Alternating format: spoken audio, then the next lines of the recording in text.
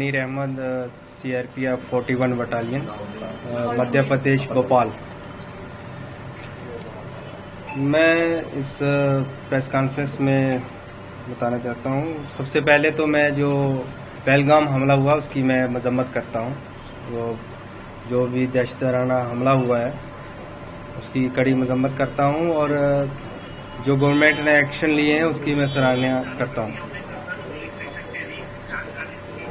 तो मैं आपको बता दूं कि मेरे साथ ये जो घटना घटी है, मैं इसको पूरा बयान करूंगा यहाँ, और प्राइम मिनिस्टर साहब से और होम मिनिस्टर साहब से मैं अपील करता हूँ कि मेरे साथ जस्टिस होना चाहिए, इंसाफ होना चाहिए। जैसा कि आपको पता है कि मैंने एक पाक नेशनल से शादी की। मैं आपको बता दूं कि 47 जब देश विभाजन हुआ उससे पहले ये हमारा परिवार इकट्ठा एक जगह रहते थे। हम यहीं तहसील बलवाल के हंडवाल गांव में। देश विभाजन हुआ उसके बाद हमारे परिवार बट गया। हमारे कुछ परिवार के लोग वहां चले गए, कुछ यहाँ रह गए। तो आपस में आना जाना मुलाकात चलती रही। तो उसके बाद जब हमारा टाइम आया तो हमारे माता पिता के द्वारा जो है बचपन में ही हमारी शादी तय कर दी गई। तो फिर मैंने CRPF में ज्वाइनिंग की 2017 में ज्वाइनिंग की। तो फिर उसके बाद जब हमने शादी का सोचा तो मैंने 2022 के 31/12/2022 को मैंने डिपार्टमेंट को इसके संबंध में लिखा कि ये मैं ऐसे शादी करना चाहता हूँ और मेरी कज़न है और मेरे माता पिता के द्वारा ये शादी तय की गई है। तो डिपार्टमेंट ने मेरी उस लेटर पे कुछ आपत्तियां लगाई, जिससे कि उन्होंने मेरे से मांगा कि शादी का कार्ड और शादी कौन सी जगह पे होनी वो और शादी की तिथि। तो मैंने वो 2023 में वो सब क्लियर करके डेट शादी की फिक्स हुई तो मैंने वो डिपार्टमेंट को दे दिया। 72 बटालियन CRPF सुंदरबनी में मैंने वो आवेदन दिया। फिर वो मेरा आवेदन जो है DIG रेंज हीरानगर के पास गया CRPF। फिर उसके बाद वो IG सेक्टर CRPF जम्मू के पास गया।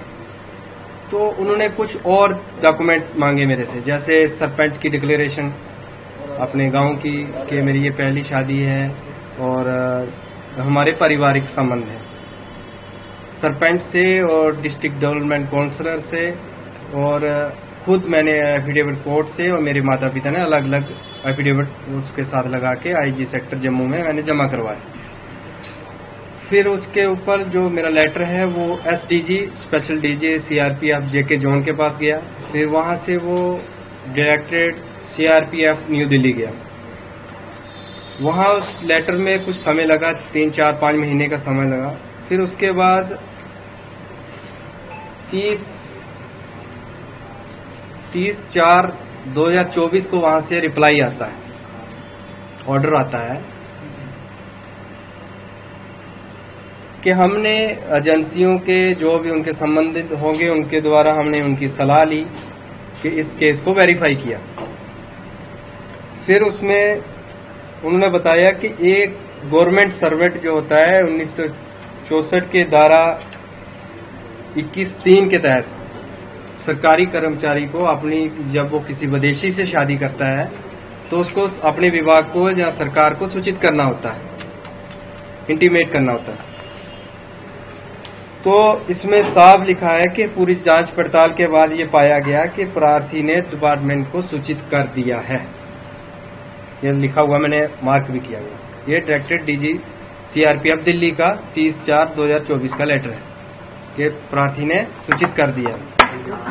और नीचे ये मेंशन कर दिया कि इसमें NOC का कोई उल्लेख नहीं है, NOC का कोई प्रावधान नहीं है, सिर्फ सूचित करना होता है शादी के संबंध में। तो मैंने सूचित कर दिया, ये इसमें डायरेक्टरेट के ऑर्डर में क्लियर है। फिर इसके बाद में मेरे फादर कैंसर से पीड़ित हैं, वो डिपार्टमेंट को पता है, डिपार्टमेंट के थ्रू उनका इलाज भी चला है। फिर उनकी तबीयत अचानक खराब हो जाती है, तो हम दोनों परिवारों ने डिसाइड किया कि हम मैरिज कर लेते हैं, वीज़े में अभी टाइम लगेगा, हम शादी कर लेते हैं। तो 24/5/2024 को हमने वीडियो कॉन्फ्रेंस पे शादी करने का निर्णय लिया। तो सब लोग इकट्ठे भी हुए, काजी वगैरह भी आए दोनों तरफ से। तो लाइव टेलीकास्ट पे हमारी शादी हुई। शादी के संबंध में मैंने शादी की तस्वीरें अपने विभाग को दी, और उसके अलावा शादी का ये ऑनलाइन वेडिंग का कार्ड, और जो भी मैरिज के संबंध में जितने भी डॉक्यूमेंट्स थे, मैरिज सर्टिफिकेट, ये मैंने सब अपनी 72 बटालियन के जरिए जमा करवाए। फिर उसके बाद मेरी वाइफ ने वीज़ा अप्लाई किया। तो 28 फरवरी 2025 को मेरी वाइफ को वीज़ा मिल गया था। वो विजिट वीज़े पे 15 दिन के विजिट वीज़े पे भारत आई। आने के बाद हमने 1 तारीख को 28 की रात में वो घर पहुंची। एक को हमने सुबह FRO जम्मू में अपनी जो रिपोर्ट करनी होती है, कोई फॉरेनर जब आता है तो FRO में रिपोर्ट करना होता है, तो हमने वो प्रॉपर वहाँ पे रिपोर्ट किया। तो एज ए वाइफ उसको साथ रहने के लिए लॉन्ग टर्म वीज़े की ज़रूरत थी, LTV। तो गवर्नमेंट की गाइडलाइन है कि जब कोई भी महिला जब किसी भारतीय से शादी करती है तो वो उस कैटेगरी में फॉलो करती है। तो हमने 4 मार्च को ही LTV अप्लाई कर दिया, long term visa. Long term visa apply किया तो 13 मार्च तक उसकी पूरी प्रक्रिया चली। उसमें वेरिफिकेशन हुई CID पुलिस की। फिर उसके बाद 13 मार्च को वो इंटरव्यू हुआ, FRO जम्मू का इंटरव्यू हुआ हमारा।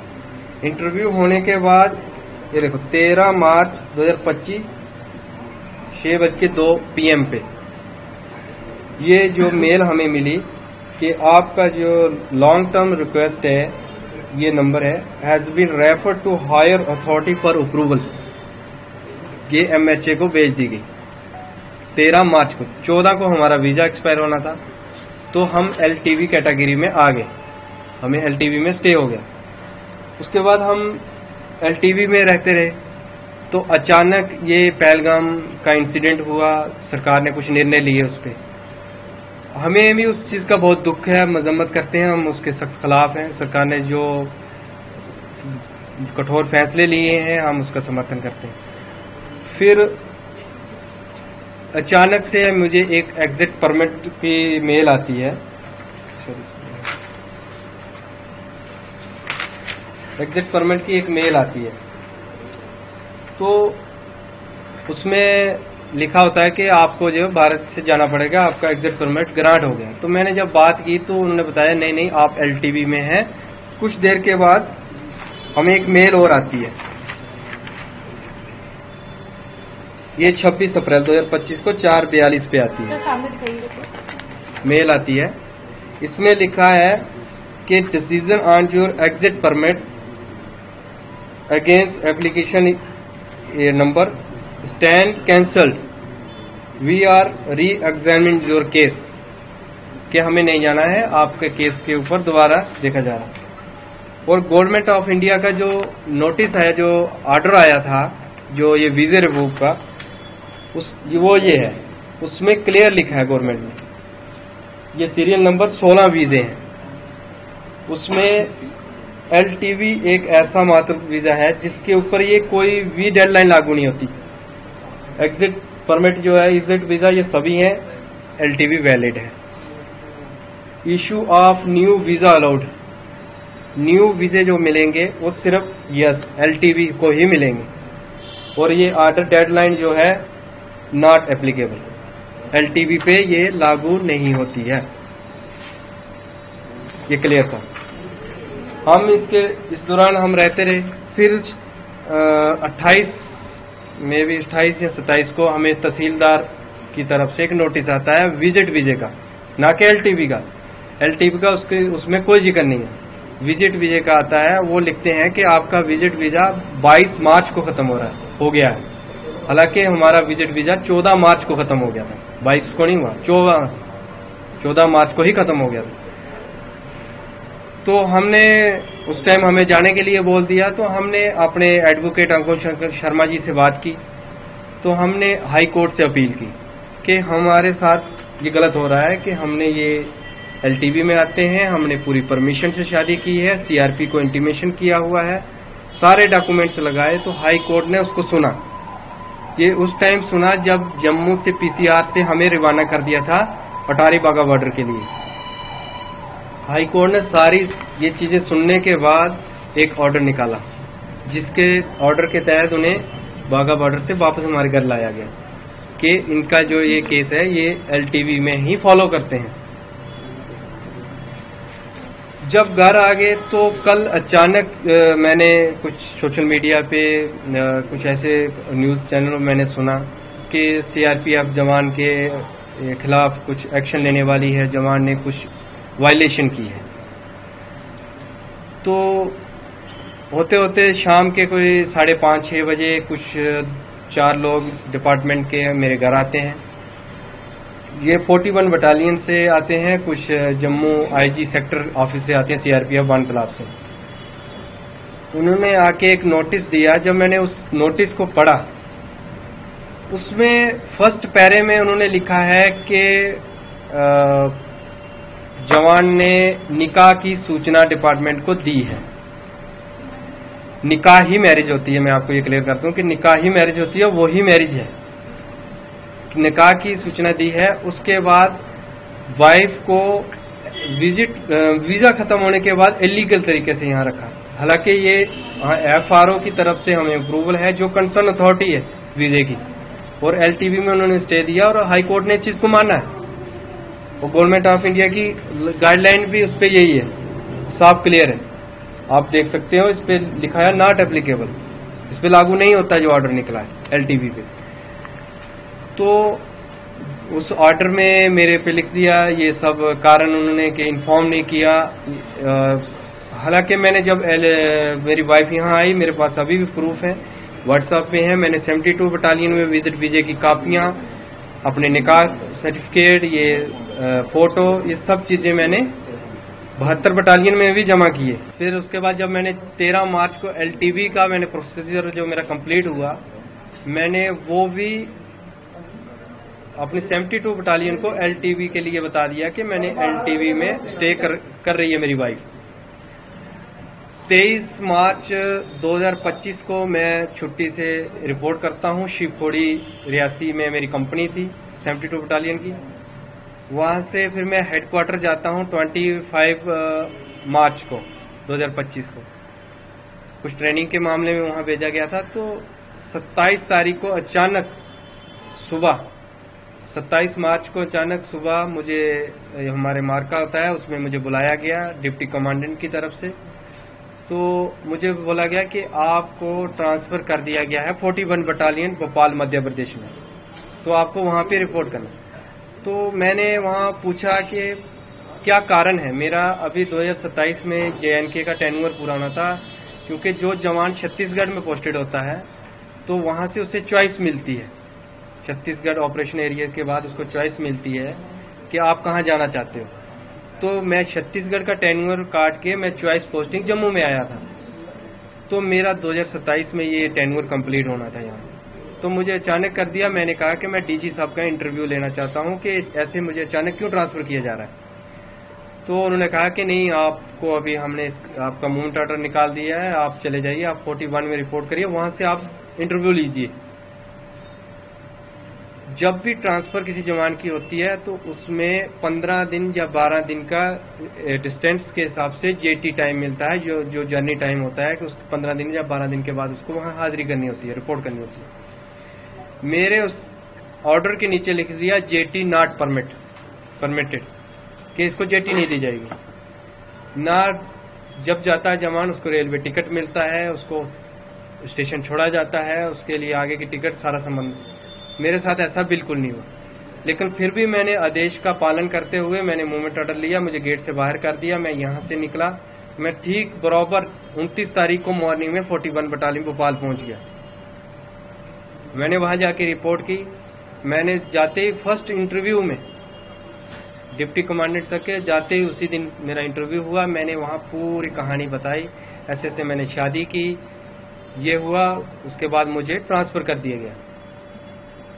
तो मैं डीजी सर का इंटरव्यू लेना चाहता हूँ इसके संबंध में।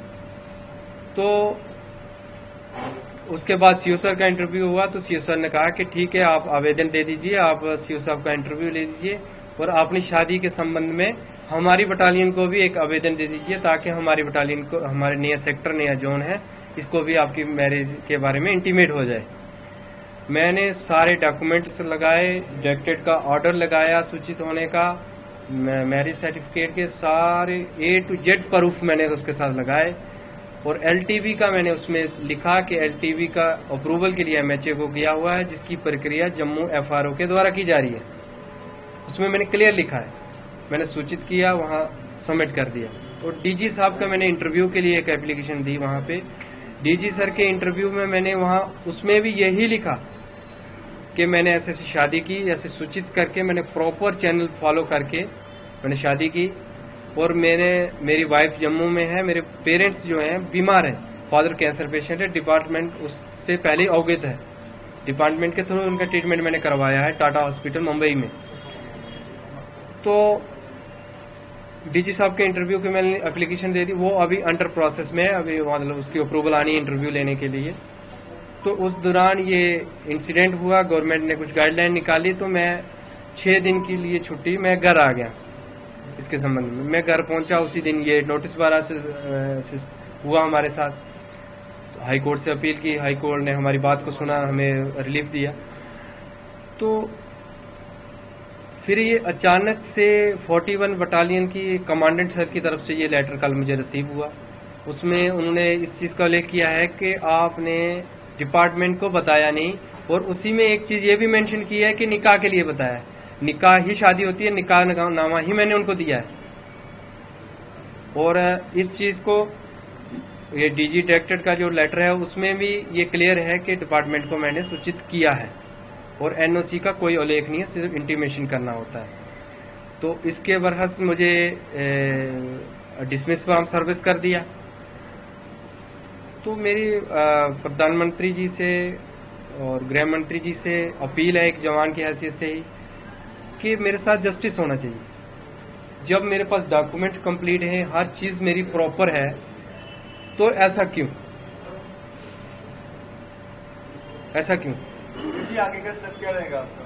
मैं न्यायालय जाऊंगा, मैं हाई कोर्ट जाऊंगा। इसके संबंध में मैंने दे दिए हैं डॉक्यूमेंटेशन इसके बारे में, कि ये कोर्ट देखेगा इसमें कि क्या मेरे डॉक्यूमेंट सही हैं, क्या गलत हैं, इस चीज़ जस्टिफाई होंगे। आपका कहने का मतलब है कि आपकी डॉक्यूमेंटेशन क्लियर थी, जी, लेकिन आपके साथ नाइंसाफी की गई है। जी, आप ये कहना चाहते हैं? जी। तो जिस तरह से लॉन्ग टर्म जो वीजा अप्लाई किया था उसका अप्रूवल अभी तक नहीं आया था। नहीं, उसका जो प्रोसेस, जो उसका प्रोसीजर है पूरा, वो आप जब किसी विजिट वीजे पे आते हैं तो आपको इन टाइम में उसको अप्लाई करना है, और उसका फाइनल स्टेप होता है इंटरव्यू। वेरिफिकेशन होने के बाद इंटरव्यू, और इंटरव्यू के बाद अप्रूवल के लिए भेज दिया जाता है। तो अप्रूवल में उसमें टाइम लगता है। लेकिन जब तक अप्रूवल नहीं आता तो क्या आपको राइट है कि यहाँ पर जी जी कर सकें? जी जी, उसकी गाइडलाइन में है, LTV की जो गाइडलाइन है वो कोर्ट ने भी पढ़ी है। और जो आपने देखा होगा कि मैक्सिमम लोग जो अप्लाई किए हुए हैं, मतलब प्रोसेस में, तो वो ये जो कंसर्न अथॉरिटी होती हैं, ये पहले इन्फॉर्म कर देती हैं कि आप स्टे कर सकते हैं। इलीगल तरीके से आप ही बताओ कि कैसे रह सकता है इंसान, जब सब कुछ ऑन रिकॉर्ड है, जब आ रहे हैं तो कोई रह सकता है? ये बात है। तो आपको सर्विस से जो है डिसमिस कर दिया गया है जी, तो इसके लिए आप क्या अपील करना चाहते हैं? नहीं, मैं प्राइम मिनिस्टर साहब से, होम मिनिस्टर साहब से, और जो भी संबंधित इसके मेरे अधिकारी हैं, मैं उनसे अपील करना चाहता हूं कि जब मैंने प्रॉपर 2022 से ही मैं इसके संबंध में मैं सूचना दे रहा हूं, और शादी से पहले भी मैंने सूचना दी, और शादी के बाद मैंने तमाम डॉक्यूमेंट्स मैंने डिपार्टमेंट को दी, तस्वीरें दी ऑनलाइन निकाह की, मैरिज सर्टिफिकेट दिया। और जो 41 बटालियन जो मेरे डिसमिस ऑर्डर निकाल रही है, उनके कार्यालय में मैंने पूरे विवरण से लिखा है कि मैंने 72 बटालियन में कौन सी डेट को कौन सा आवेदन दिया है, और उन आवेदनों की कापियां भी साथ में लगाई। जी कारण क्या बताया गया आपको? कारण उसमें यही लिखा गया है कि इन्फॉर्म नहीं किया, और उसी में यह भी लिखा गया है कि निकाह के लिए इन्फॉर्म किया है, निकाह किया है। शादी के लिए इन्फॉर्म पहले पैरे में लिखा है कि इन्होंने शादी के लिए इन्फॉर्म किया है, दूसरे में लिख दिया है कि हमें इन्फॉर्म नहीं किया। तो जो कारण बताया गया कि राष्ट्रीय सुरक्षा के आपकी एक्शन लिया गया, आपने वो उस चीज को वो खत्म हो गया था, आपने नहीं, वीजा खत्म कैसे हो गया जब हाई कोर्ट उस चीज को मान रहा है कि ये प्रोसीजर इनका सही है, फॉलो है, और उसका जवाब कंसर्न अथॉरिटी जो है उन्होंने डिपार्टमेंट को देना है, हाई कोर्ट को देना है। आप क्या चाहते हैं? मैं इंसाफ चाहता हूं कि जब हमने शादी की है, एक हस्बैंड वाइफ है, एक लीगल तरीके से की है, अपनी कजन है, मेरी अरेंज मैरिज है। मैं कल ही मैंने सोशल मीडिया पे देखा कि कुछ मीडिया चैनलों पे आ रहा है कि जी इंस्टाग्राम से मिल गए, फेसबुक से मिल गए, तो ये मतलब मिसगाइड किया जा रहा है हर जगह पे। तो मैं आपके माध्यम से ये क्लियर कर देना चाहता हूँ कि मेरी अरेंज मैरिज है, मेरी मदर के कजन ब्रदर की बेटी है, तो ये पारिवारिक हमारे संबंध हैं, और यहाँ से ही हमारा परिवार जो है ये पार्टीशन में बट गया था। तो ये चीज क्लियर कर दूं, और हमने पूरा इसको जस्टिफाई किया है। तो मेरी अपील है प्रधानमंत्री जी से कि इस चीज के ऊपर इंसाफ किया जाए, और मुझे मेरी सर्विस जो डिसमिस किया है इसके बारे में भी पूछताछ की जाए कि क्यों किया गया है, मुझे दोबारा सर्विस में बहाल किया जाए, और मेरी वाइफ का भी वीजा जो पेंडिंग है वो वीजा दिया जाए, ताकि हम मियाँ बीवी एक साथ रह सकें। शुक्रिया।